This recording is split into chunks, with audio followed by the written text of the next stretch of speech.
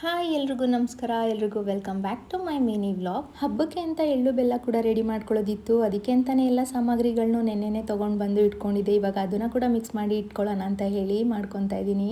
ಇನ್ನು ಸಂಕ್ರಾಂತಿ ಹಬ್ಬಕ್ಕೆ ಎಳ್ಳು ಬೆಲ್ಲನೇ ಯಾಕೆ ವಿಶೇಷವಾಗಿ ಮಾಡ್ಕೊತಾರೆ ಅಂತ ನಿಮಗೂ ಕೂಡ ಯಾರಿಗಾದ್ರೂ ಡೌಟ್ ಬಂದಿದ್ಯಾ? ನಮ್ಮ ಹಬ್ಬಗಳ ಆಚರಣೆನ ಎಷ್ಟು ಸುಂದರವಾಗಿ ಮಾಡಿದ್ದಾರೆ ಅಂದರೆ, ಈ ಹಬ್ಬ ಬರೋದು ಚಳಿಗಾಲದಲ್ಲಿ ಏನಪ್ಪ ವಿಶೇಷ ಅಂದರೆ ನಮ್ಮ ಚರ್ಮ ತುಂಬಾನೇ ಒಣಗುತ್ತೆ. ಇನ್ನು ನಮ್ಮ ದೇಹ ಕೂಡ ಅಷ್ಟೇ ತುಂಬಾನೇ ಥಂಡಿಯಾಗಿರುತ್ತೆ.